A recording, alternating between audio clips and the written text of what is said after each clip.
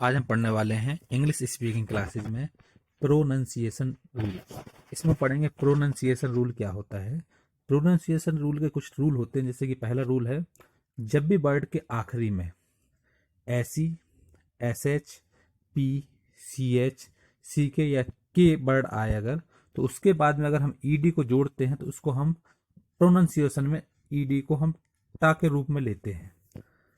जैसे कि एग्जाम्पल हमारे पास टेबल में दी हुआ है, जैसे कि हमारे पास कोई भी वर्ड, कोई भी सेंटेंस हो, कोई भी वर्ड हो, उस वर्ड के आखिरी में S E, S H, P, C H, C K और के साथ में अगर ईडी को जोड़ा जाए तो हम उसमें प्रोनाउंसिएशन वर्ड टा का इस्तेमाल करते हैं।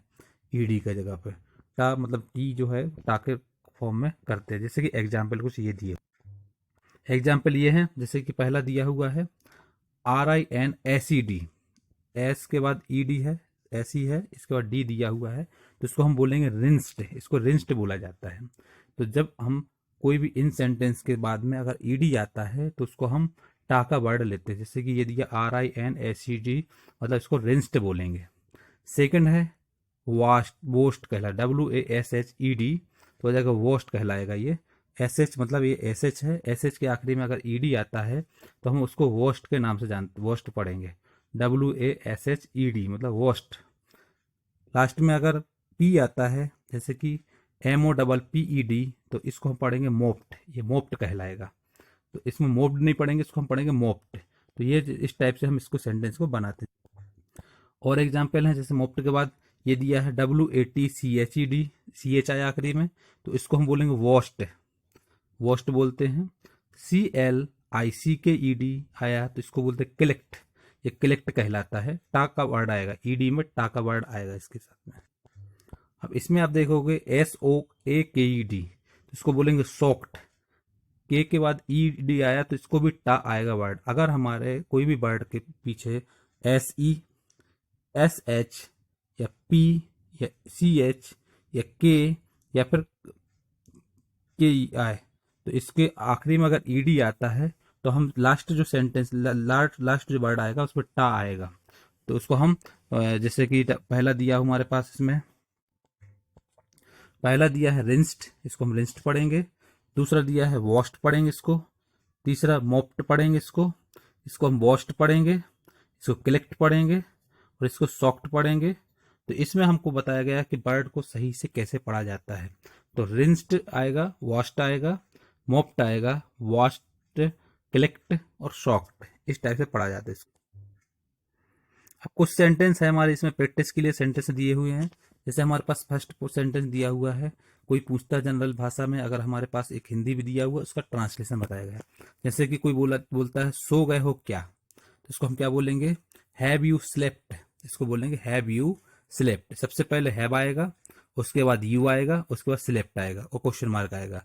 तो अगर आता कोई पूछता है क्वेश्चन कि सो गए हो क्या, तो हो जाएगा हैव यू स्लेप्ट।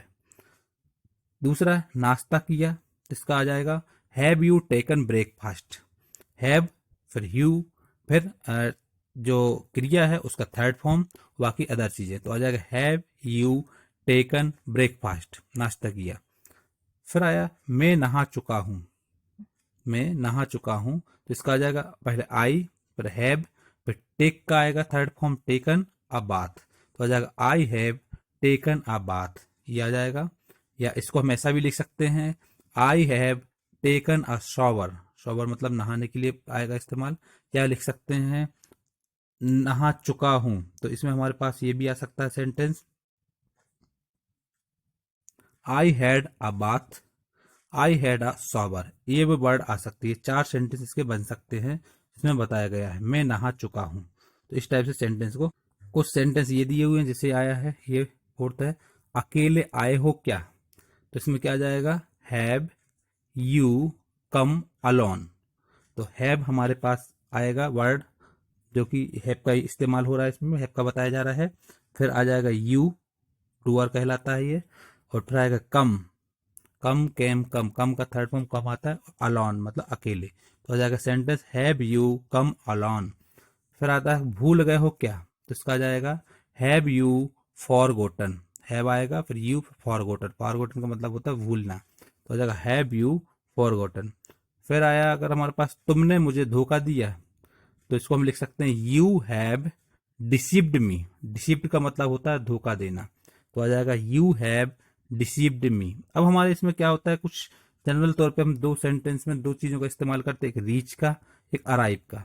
रीच का इस्तेमाल करते हैं हम जाने के लिए, और अराइव का इस्तेमाल करते हैं हम आने के लिए, कम के लिए। तो रीच का इस्तेमाल करेंगे गो के लिए, और अराइव का इस्तेमाल करेंगे कम के लिए। अब हम इसमें रीच और अराइव का इस्तेमाल क्यों कब करेंगे, जब किसी चीज की दूरी बढ़ जाती है। अगर हम कोई भी डिस्टेंस के दूर डिस्टेंस के लिए बात करते हैं, तो उसमें हमारे पास उसके साथ में हमेशा रीच आएगा। अगर जब किसी चीज की दूरी कम हो जाती है तो अराइव आता है। तो ये सेंटेंस के जो वर्ड है इसमें एक रीच आता है जब किसी चीज की दूरी बढ़ जाती है, और जब किसी चीज की दूरी कम हो जाती है उसमें हम अराइव का इस्तेमाल करेंगे। तो ये आज की क्लास है।